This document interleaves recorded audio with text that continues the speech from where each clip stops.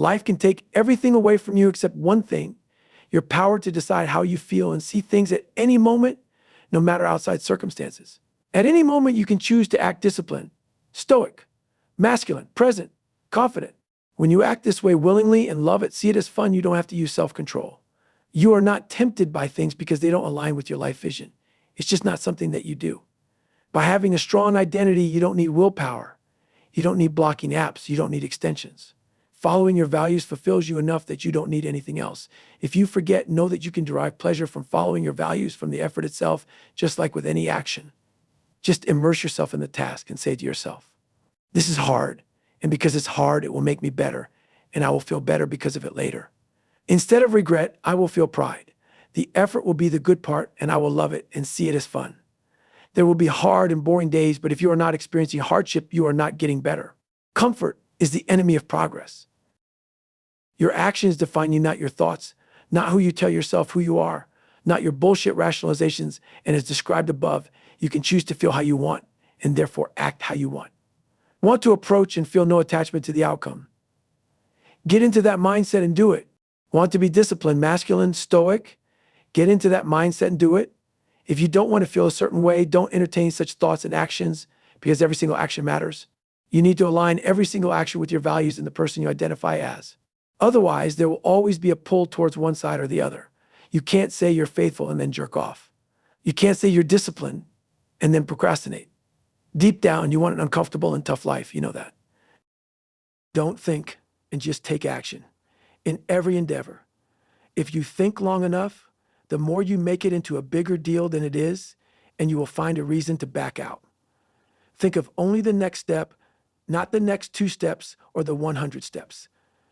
How do you eat an elephant? 1 bite at a time. That is how you curb anxiety. Go into things without thinking, just like in approaching. You should immediately start walking towards her before you can even think about anything. If you have nothing to say, then just say, hi. Great. You have already won. You approached and gave yourself a chance.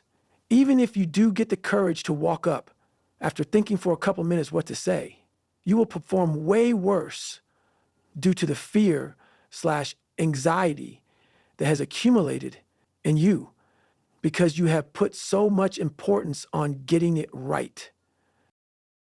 You always wait to feel like working. That's why you made the guide, the videos, the negative and positive visualizations, all to force motivation. But this is the antithesis of what you always wanted. You wanted to have no judgment towards your work, detach from the outcome, and just get to work. Not every day will feel right, and you won't always want to enact your values, but that's life. Sometimes you'll just have to endure it, push through, and do your best anyway. You can't control whether you're going to be motivated or not, but you can control whether you're going to be present and get to work. And now that the opportunity is here, will you pussy out or will you uphold your promise? You have abolished your ego and feelings. Don't try to bring them back now. It is not because things are difficult that we do not dare. It is because we do not dare that they are difficult. Learn to sit with discomfort. Just let yourself struggle for a while. Cry, scream, rage, but don't indulge. You've been an extremely permissive parent to yourself, and now you have a spoiled inner child on your hands. That means for the next little while, you have to let that child be a terror while you instill a bit of discipline in it. The minute I open my eyes, there's an enemy immediately. Resistance. That enemy is trying to make me stay in bed, avoid responsibilities, and slack off any way I can. I have to win each second. If I don't, give it another 4 days and I'll be at rock bottom. It won't take very long. I have mental aid stations when I'm in the shower. It's a mental aid station. I don't think about anything. I don't think about people. I don't think about work. I don't think about running. I don't think about working out. When I'm in the car, another mental aid station. When I'm eating, mental aid station. So many people eat and they work while watching something. But I can grind hard because a lot of the time I'm in mental aid stations chilling. When you're on a mission, you get the job done. The only reason you don't do things is because you're scared. You know what I do when I'm sad or scared? Fucking nothing. Because I'm not a fucking pussy. If someone prays for patience, you think God gives them patience? Or does he give them the opportunity to be patient? If they pray for courage, does God give them courage? Or does he give them opportunities to be courageous? Doing hard things is a habit that must be practiced, or, like any habit, it will be lost. You are now at a point where every self-made millionaire, every guy without a girl was at zero. The people you think are ahead, they aren't smarter, more capable, or qualified than you. The only difference is that they had the balls to start. They took what they wanted without waiting for perfect conditions. You can say that you are disciplined and faithful, but if you haven't been tested, they are worth nothing. That is why bad circumstances aren't inherently bad and can be seen as good. They are there to test you and give you the chance to show yourself who you are, amor fati. You've got to find a lesson in every shitty task or low-wage job. That requires humility. You can learn anything you want as long as you're humble and willing to look dumb in front of other people for an extended period of time. The most underrated money-making habit is being willing to look stupid. One of the surest ways to never succeed in life is to avoid looking dumb, to avoid failing and risk, but all great things come with risk. If you put an idea out there, you risk ridicule. If you want to fall in love, you risk rejection. You're not going to get what you want by never risking. Trying and failing beats wondering forever. Most people don't get far because they never ask. I never found anybody that didn't want to help me when I asked for help. Most people never pick up the phone and call. Most people never ask. That's what separates the people who do things from the people who just dream about them. You've got to act, and you've got to be willing to fail. You've got to be willing to crash and burn, whether it's with people on the phone or starting a company. If you're afraid of failing, you won't get very far. Never reject yourself before they reject you. Don't focus on what's fair, what others have, and how things should be. Focus only on what you can do, the only thing in your control. Life isn't fair. That's why fairness isn't an excuse. If people worked for their goals as hard as they envy others for them, they would have achieved them. Don't envy others. Use them as inspiration to be a better person and work harder. Success, at some point, comes down to who can handle the boredom of doing the same thing every day, doing the same thing over and over and over. When pain, boredom, or self-doubt hits, that's your signal to keep moving. In the face of obstacles and setbacks, Kanye was relentless. He walked door to door, stormed into offices of record labels, handing out CDs to annoyed and unimpressed music industry employees. He had studios cancel on him, phone calls from producers unreturned, people laughed at him, ignored him, shut doors in his face, yet at no point did his belief in himself ever waver. Look at someone like myself. I thought they had figured it all out and they were fine. And wouldn't it be magical if I could have my own show and be funny and everyone knew who I was and most people liked it? That would be a great thing and it would solve all my problems. And I would like my future self to say, that's not the case. It's actually day by day, how you do your work, how you conduct yourself, how you treat people, what the joy you get out of your work. That is far more important. Small-minded people blame others. Average people blame themselves.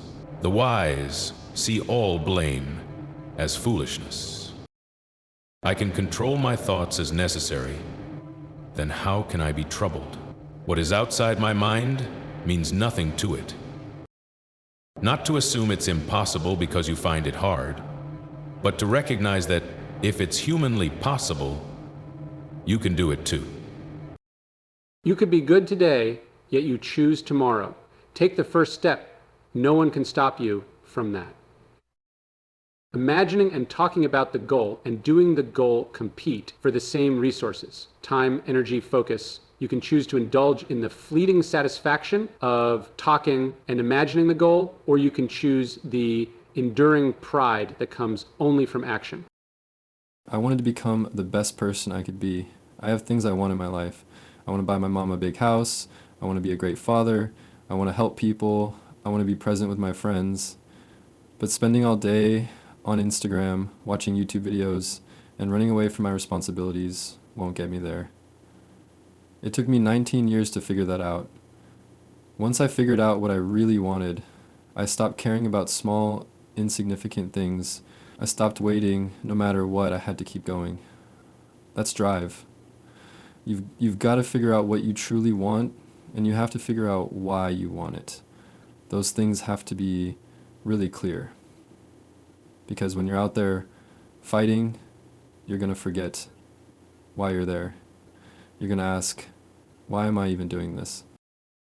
Now, you might think that the best thing to do is think about these quotes, anecdotes, and principles all day to always keep them in your mind, but actually the best thing you can do is be present and not think about them at all. Be in a state of no mind, no thoughts at all. Just let your subconscious do its thing, because deep down you already know what to do. Be present in every situation.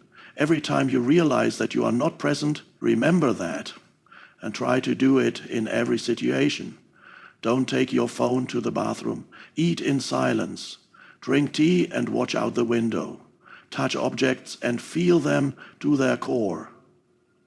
Sit and do nothing, not meditating, not breathing mindfully. Just sit like an NPC. Since doing this, boring things will actually feel interesting again. Reading, writing, just sitting with your thoughts will feel less like torture and more peaceful. If your brain is cooked, start with something simple, like leaving your phone out of the bathroom. It's harder than it sounds, and it will take time and patience, but it's well worth it. You need to tolerate boredom and just sit in it. When you can't tolerate boredom, you're more likely to attack others, being mean and judging yourself, self-destructionist.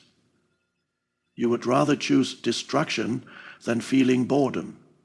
This is why tolerating boredom and being present is key. You need to let the little things that would ordinarily bore you suddenly thrill you. Disidentify from the mind, observe it and the feelings and urges it gets without acting on them. Acknowledge that you are having an urge/feeling and sit with it for a minute, then let it go. Imagine a telephone ringing in your house. You don't have to answer it. Just let it ring enough and it will eventually stop. Stop the mind before it reacts automatically.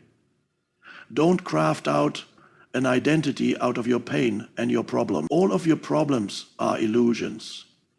And when you tell this to people, they feel offended because they built up an entire identity out of their problems and pain. This is not about solving your problems.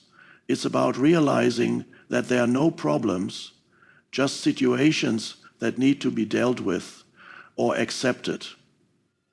Never catch yourself complaining, not even to yourself. Complaining is refusing to accept reality and shifting blame instead of taking responsibility. Surrender, confront the unwanted emotion head on. Instead of trying to avoid fear and anxiety at all, accept it fully. Say, this is normal, and I will accept this feeling and transform it into peace and presence. Fully experience it without overthinking, resistance, or judgment. Do not confuse surrender with an attitude of I just don't care anymore. Instead, you recognize the problem and take steps to fix the issue. Surrender means acceptance while also dealing with the external problem. Allow things to just be. It's a key part of forgiveness. If you offer no resistance to the present moment, accepting it as it is, you won't accumulate resentment. Imagine yourself as a lake. A lake is disturbed by many things, but deep down it remains still. So if you are fully present, emotions will only create ripples, but deep down you will remain still. Feel the inner body. Whenever you are waiting or doing something, wherever it may be, Use that time to feel the inner body. In this way, traffic jams and lineups become very enjoyable. Do not seek joy in the external. Joy is found in this very moment, not when you attain something or get with someone. You are where you want to be right now. You can still pursue external goals, but you will not have expectations that anything or anybody in the future will save you or make you happy. On a deeper level, you are already complete. And when you realize that, there is a playful energy behind what you do. You no longer pursue your goals with grimness, driven by fear, anger, discontent, or the need to become someone. Nor will you remain inactive through fear of failure. Realize that you are free now. Be grateful for that. Freedom isn't just about having money or time. True freedom is living in alignment with what matters most. It's being mentally and emotionally present, to hug those you love, to breathe without pain, to walk in the sun. These are true treasures of life. It's appreciating your health when you have it. The ability to take a walk without pain is worth more than any amount in a bank. When you live from that place of gratitude, and when you assume the feeling of already being free in the way that truly matters, everything else will follow. Every moment is the best moment. Before he became a Zen master, Banzan was searching for enlightenment, but it just never came to him. But as he was walking down the marketplace one day, he overheard a conversation between a butcher and a customer. "Give me the best piece of meat you have."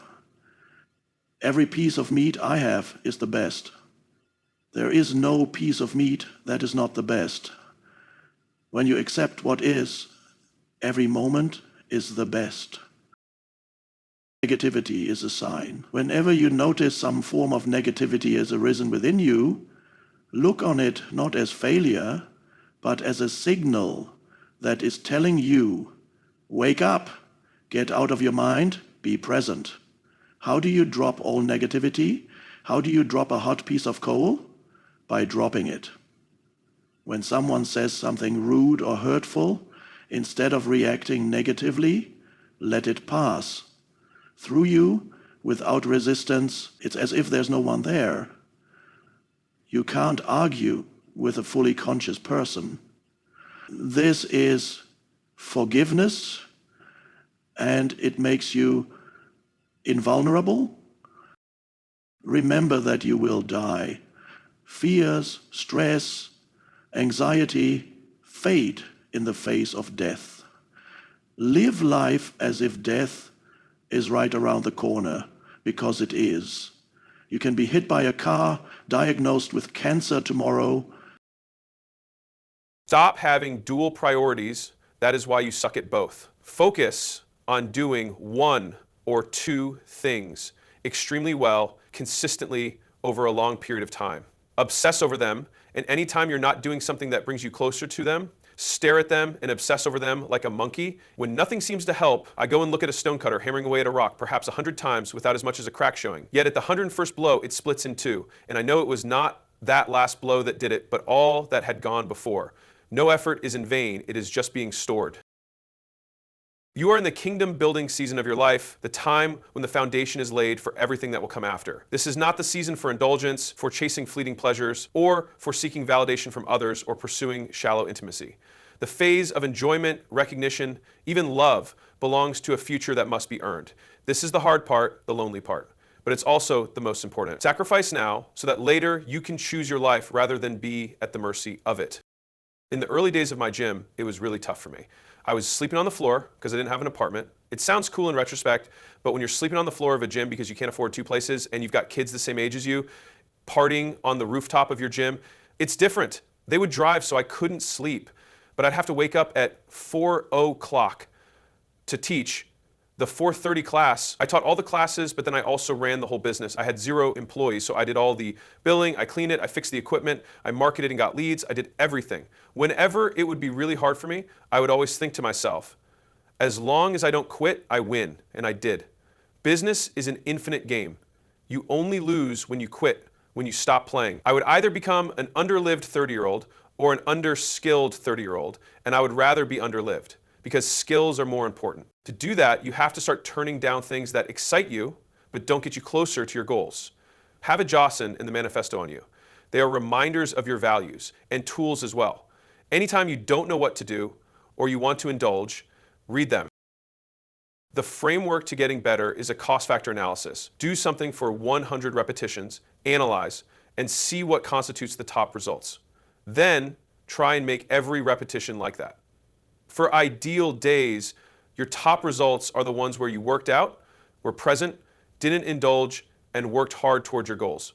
Now, all you have to do is make every day like that, and that can be done for anything. The only catch is you have to go out and actually try. You'll fail sometimes, but each rejection gets you closer to your goal because with each failure and rejection, you get better. That is how people become experts. They made the most mistakes in a narrow field. To get better, you have to learn how to take failure on the chin, not take it personally, and use it to become better. People will wonder how you got so good. The answer is boring but true. You kept doing what worked and stopped doing what didn't. There is a one-to-one relationship between how many repetitions you do, how much you fail, and how good you are. Just like studying. Every goal should be process-oriented and dependent on your input. Remember that. Not secure a client, but reach out to 100 people. Not write a best-selling book, but write 500 words every day for 6 months. Not make $1 million, 0 cents, but launch and refine 3 revenue-generating products. This puts the responsibility on you, and as long as you keep your promise, there is no failure. Use leisure activities as breaks. For example, you study for 2 hours, then you take a break with meditation. Then you study for another hour, then you exercise, then you study again, and then you go for a walk, and so on. Leisure habits are not for avoiding work, but to aid the work and to ground you in the world of overstimulation and to remind you what is important in life. If there is no novelty in your real life, you will seek it online, which is much worse. Don't think, if I had only done XXX for the last year. Instead think, if I spend the next year doing XXX, imagine how amazing it will be. You can build an incredible physique if you don't stop working out. You can build an incredible business if you don't stop working. You can master any skill if you don't stop practicing. Money and success will not change how you feel, your daily habits will. You could get the degree, the car, the house, but how you feel day to day will not change. What will change how you feel proud, worthy, is whether or not you exercised, been productive, conducted yourself well, got on with others. Treat important things like procrastination when you tell yourself just one more game, or just one more post, or just one more video, and end up doing 3-5 hours more. Do that with your other tasks too. Just one line of code, just one page, just one rep. First goal, study at least 2 hours every day. Go through the material that you have written that day, and every day practice everything that you lack knowledge in. Second goal, study German at least 30 minutes per day, 15 minutes of Duolingo per day. Every week, review the words that you've learned and their meaning and use cases. Third goal, work out every single day for at least 30 minutes or go for a run that is at least 2 kilometers long. Workout or run. At least one or both sugar, plentiful and consistent protein intake every 3-4 hours. Muscle protein synthesis. Fourth goal, do daily PE exercises that are in the PDF document. Fifth goal, do something socially that your old self would normally say no to. Just thinking about this should raise your adrenaline and make you want to do things that would be embarrassing and make others uncomfortable. And that is fucking powerful. Ask yourself, what would I do if they couldn't get upset with me? You can make people feel more at ease by asking, was that weird? Can I have your Insta? Oh, no. Was that weird? Yeah, kinda. Sorry. Just thought you were beautiful. The goal is to desensitize yourself to outside influences. Take rejection and embarrassment with a proud smile on your face and not personally at all. You either get rejected or you get better. Win-win. Here is a list of situations. Feel that they might say no? All the more reason to ask. Request the discount, the upgrade, the unreasonable thing? Afraid you'll be judged for your opinion? That's your cue to speak. Say it anyway. In situations where you'd normally stay silent, speak your truth. Afraid of embarrassment? That's the target, not the obstacle. It's to show yourself that your worth is not tied to the outcome or others' opinion. Afraid of initiating the conversation? That's your opening. Say anything. Break the ice. Get rejected, relish their awkwardness, and keep going. Afraid you'll make someone uncomfortable by asking a question? That's when it matters most. Avoid physical challenges because you'll be the worst in the room. That is exactly why you should do it. Sign up, show up, be the worst, earn your place. Afraid of eye contact? That is exactly why you should do it. Hold it like in a staring contest, like a confident man. Afraid of silence in conversations? Let the silence sit. Own the discomfort. It's okay to pause and think. Avoid groups like debate clubs, improv, or open mics, exactly where you should go. Not to perform, to build your tolerance for pressure. Sixth goal, do everything that is hard and that you don't want to do. Everything that you would initially discard because it's too hard, instead of it striking fear into you and making you shrink away and disempower you, let it anger and empower you. If your gut says, I don't want to do this, that's your cue to lock in. Reading this should give you adrenaline. If it doesn't, read again. If you ever felt lethargic or lazy, it's a sign of low dopamine. The more you indulge in instant gratification, the harder other tasks that don't offer instant gratification will feel. If you want to feel motivated and have a hard-on for life and for pursuit, don't overstimulate yourself. The more you enjoy yourself now, the worse you will feel later. The amount of dopamine that goes up, it goes down. The same amount every spike comes with a crash. That's why it's good that some things aren't enjoyable, because they're indirectly balancing out your dopamine. You will pay for every spike of dopamine later with dread. You train hard, run a marathon, and feel amazing at the finish. You expect that high to last, but it doesn't, because dopamine drops below baseline afterward. The bigger the high, the deeper the drop. If you finish feeling good, the dip is small. If you're ecstatic, the dip is big in the days after. Stop chasing instant gratification and chase good habits. And earned dopamine, which comes from making progress and putting yourself out there, it doesn't come from passive consumption of books, movies, or guides. When you're bored, choose an activity from the QL, because each one betters your life, thus making you prouder. Use all free time to better yourself, because even though you don't see the benefits of good habits and the consequences of bad habits now, in a couple years you'll either hate yourself or thank yourself, because habits compound. Bad habits may feel good in the moment, but after, when the cake is gone, when you come, when the day is over, that superficial pleasure is gone, all that is left is regret and a stained day. When you align every second of your day to being the person that you always wanted to be, from morning till night, you will feel immense pride. When you live life according to your values, you will realize nothing in life is hard. Not work, not studying, not starting a business, not approaching that girl, not embarrassing yourself, not getting rejected. It was just you being too comfortable and too afraid of failure, rejection, and consequences, all of which carry no meaning. The people you think are ahead, Haris, Muammar, even Dad, aren't smarter, more capable, or qualified than you. They started at zero. The only difference is that they had the balls to start. They took what they wanted without waiting for perfect conditions. Don't hype yourself up every time before a challenge. If you hype yourself up every time, it will be harder to start the next time, like music during a workout, coffee before studying. Rather, flip a coin whether or not to hype up. Intermittent rewards are what spike dopamine the most. Think about it. A slot machine doesn't pay every pull, and that's exactly why people keep pulling. Maybe not tomorrow, maybe not in a month, but inevitably, you will have challenges with motivation and drive related to those activities. Don't reward yourself after a challenge. You will start to associate the action with just the reward, and you won't derive pleasure from the effort itself, just the reward.